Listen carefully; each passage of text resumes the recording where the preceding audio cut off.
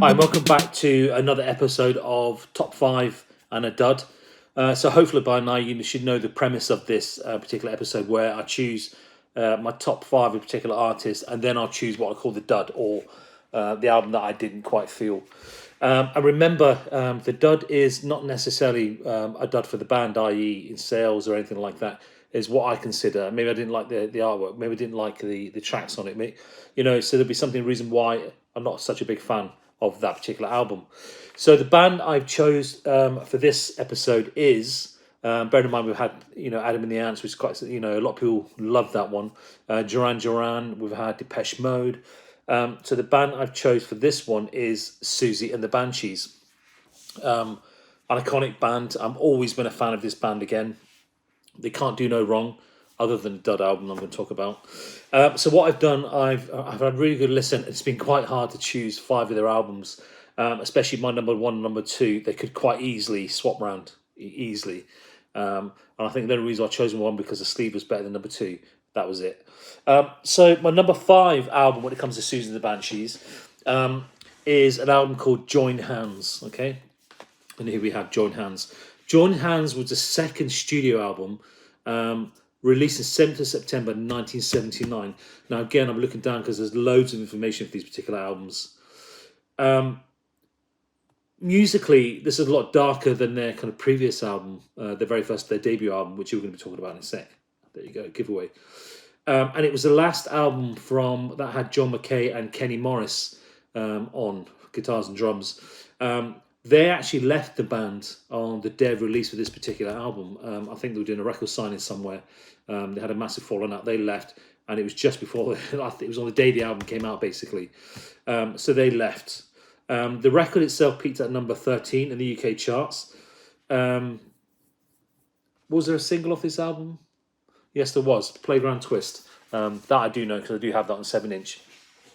Now, you're probably looking at this, especially your diehard Siouxsie and the Banshees fan, think, well, that's not the cover of Join Hands.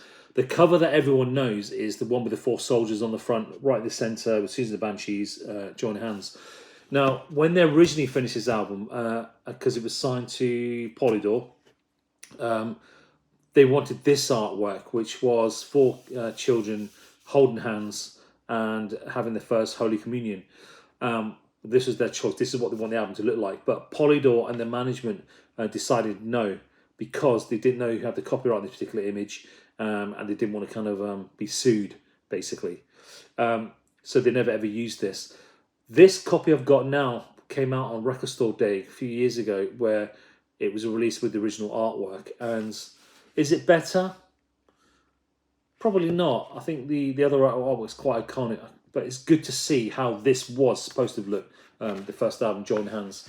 Again, you've got the black and white. You've got a close-up of one of the people on the, or the children on the back, and then you've got a nice pull-out sleeve. And this is such an iconic photo of the band as well.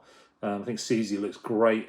Steve Severin looks great, and obviously these 2 guys left on the release of this album. The kind of tracks on here, you've got things like Poppy Day, Regal Zone, Placebo Effect, Icon, Premature Burial, Playground Twist that we know, and I love that. It's such a dark song. Mother, Prayer and Infantry.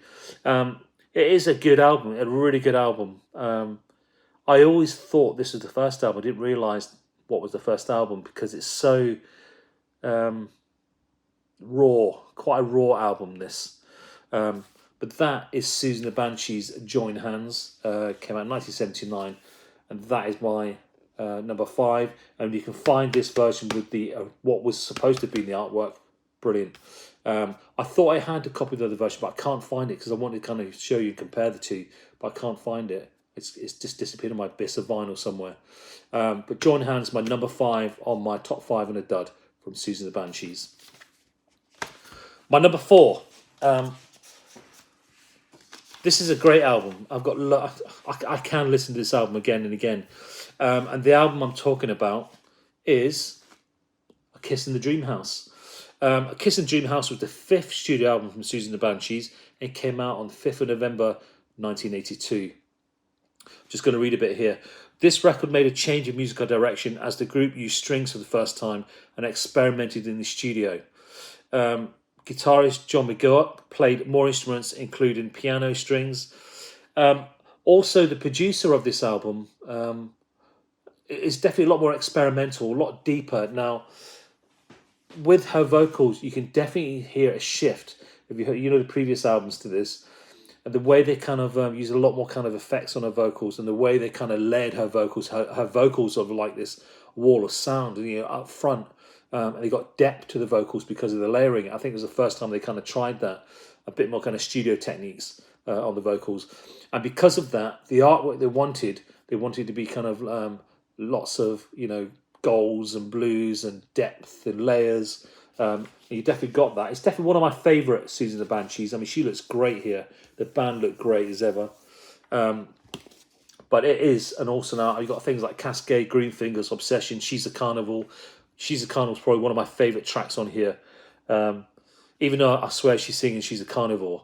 But I know you tell me. You've got Melt, Painted Bird, Cocoon, and Slow Dive. Slow Dive is such a underrated song, and I know that song has been covered by quite a few bands over time. So is there anything on here I need to tell you about? So the title of the album came when Steve Severin was watching a program about Hollywood prostitutes in the 1940s who used to get cosmetic surgery to look like stars so to get more clients. The Dreamhouse was actually a brothel in Los Angeles.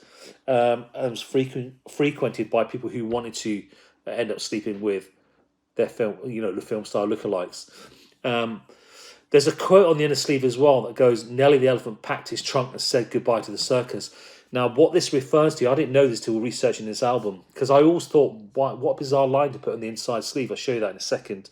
But it was a former manager, Stevenson, nicknamed Nelly, who was fired before the recording of the album.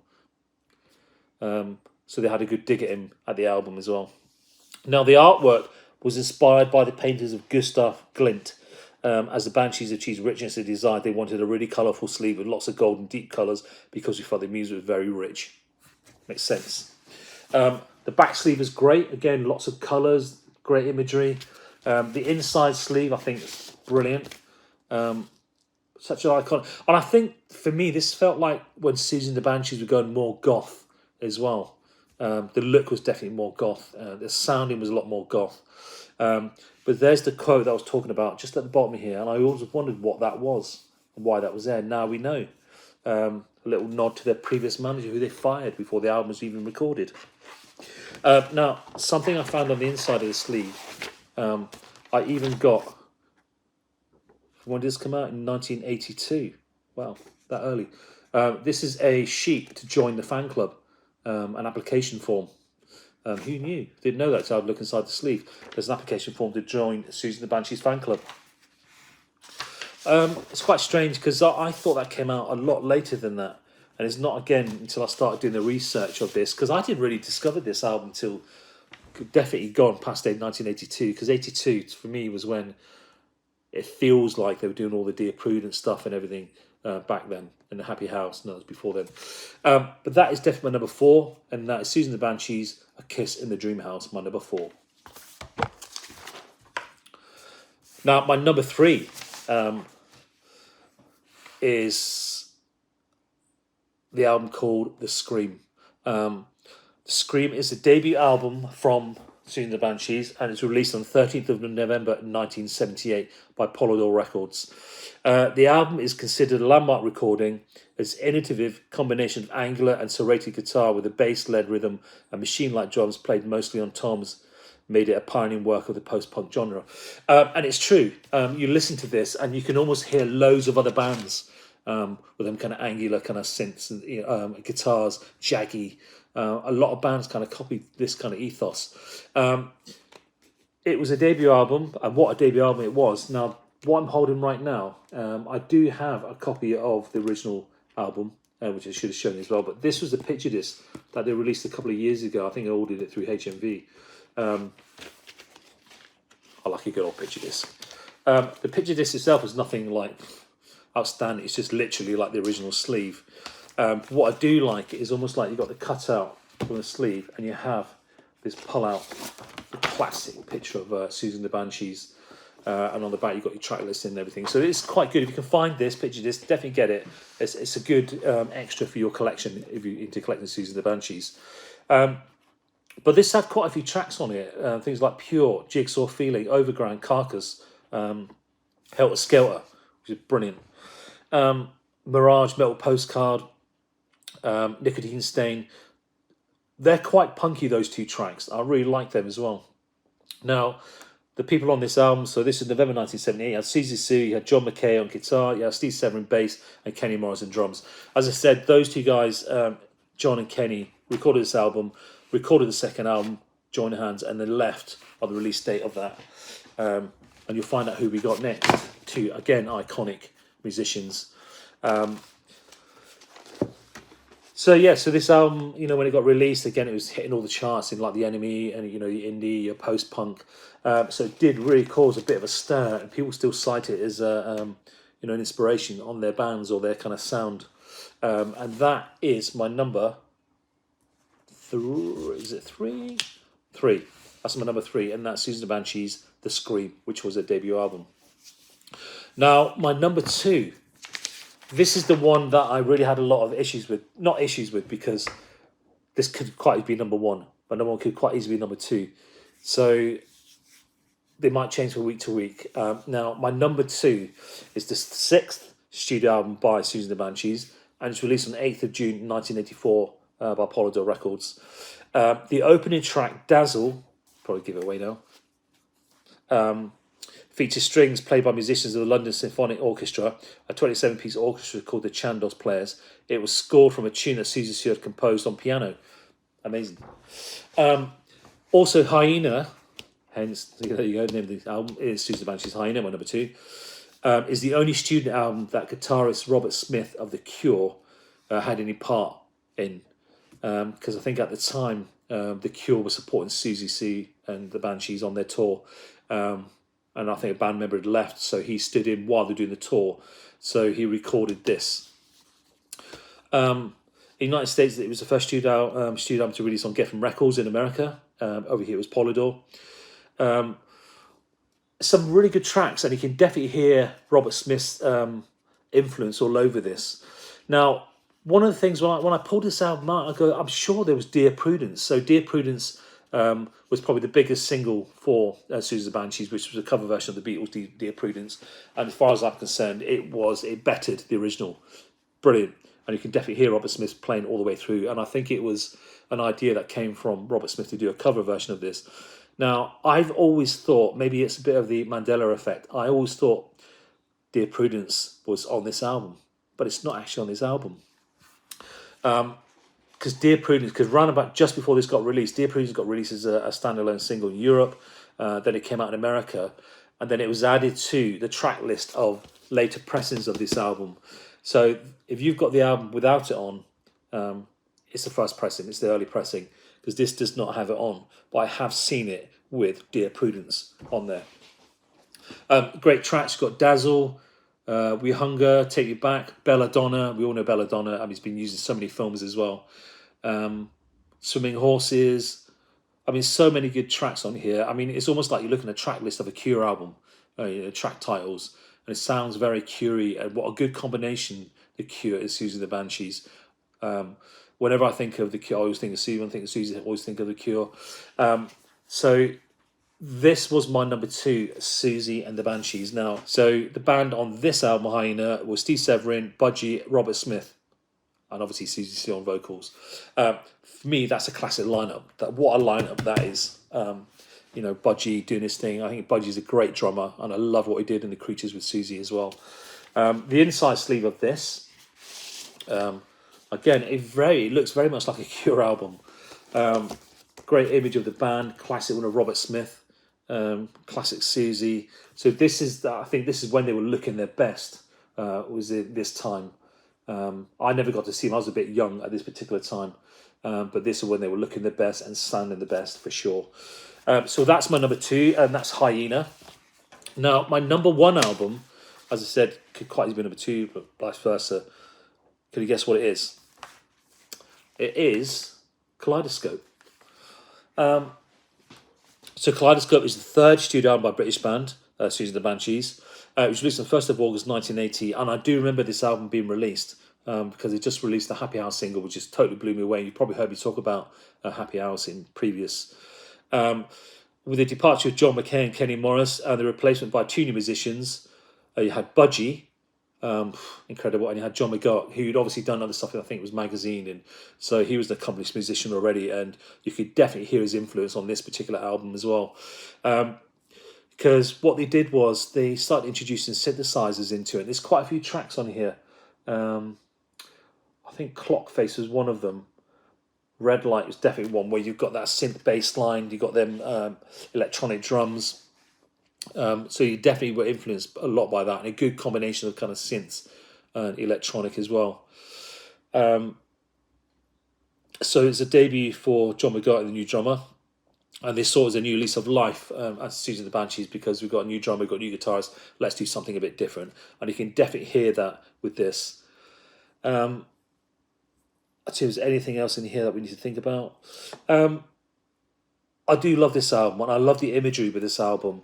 And if I remember rightly, there's a lot of kind of Japanese kind of influence going through Siouxsie at this time. I thought her makeup looked very Japanese. I thought the colours they were using, the imagery that they were using, very kind of Japanese. It's great, and it's a great album. I mean, obviously, Happy House is released as a single, which is like incredible. I absolutely love that album. That album because of this track. The other single from this was Christine. Everyone knows Christine as well. But if you've not heard the rest of this album, go and check it out. It is an incredible album. It was of its time. It was 1980. A good fusion of electronic and acoustic, guitars and drums. Very, very good combination of electronic drums as well.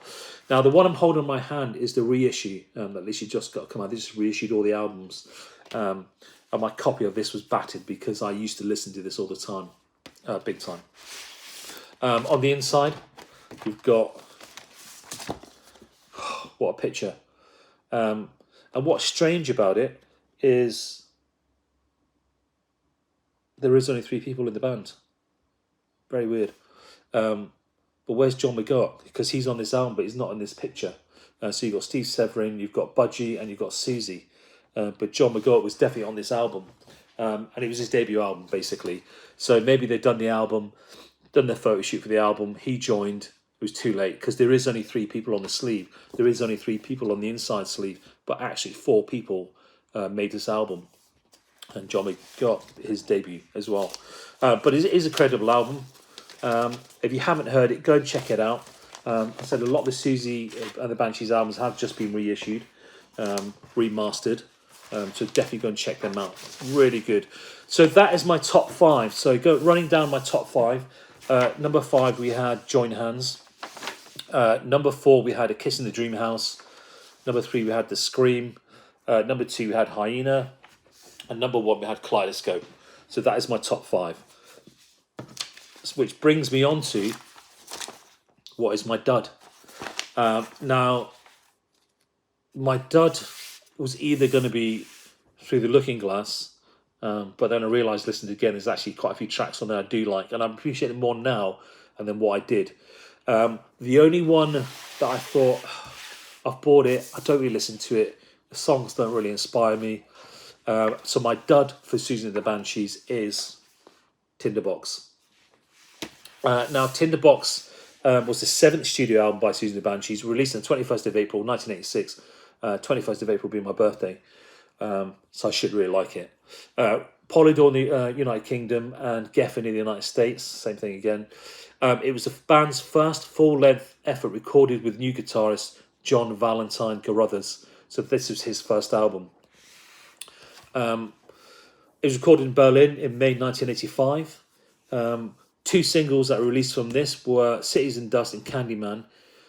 Tinderbox peaked at number 13 in the UK charts and number 88 in the US. So it's still quite high. As you can see, it was still a successful album. But for me, it just wasn't anything that kind of spoke to me. Even though I would say Cities and Dust sounds like a track that should have belonged on Hyaena. Because that is a really good track. I do like the track for that. You had Steve Severin, you had Budgie, you had John Valentine Carruthers on guitar, and obviously Siouxsie on vocals.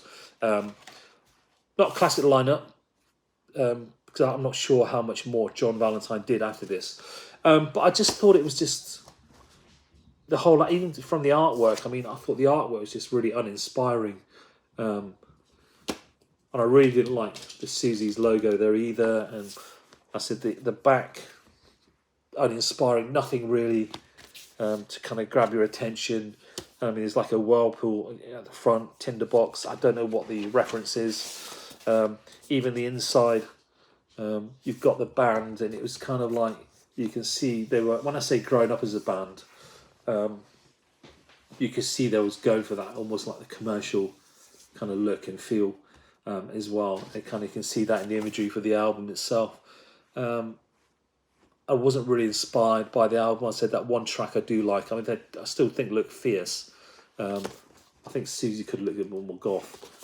She'd probably kill me if I said that. But that is my dud, and it's Siouxsie and the Banshees Tinderbox. Now, what do you think of my top 5? Do you agree?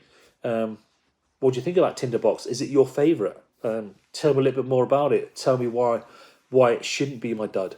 But that is my dud. Siouxsie and the Banshees Tinderbox. Thank you very much for watching this video. And again, like my other videos, I love to get a lot more interaction with these. Let me know your thoughts. Even if you're a big Siouxsie and the Banshees fan, maybe I should do like a video on one of their records, because I'm definitely going to do some stuff on their 7 inches. But that is my top 5 albums from Siouxsie and the Banshees, and my dud from Siouxsie and the Banshees. And thank you for watching.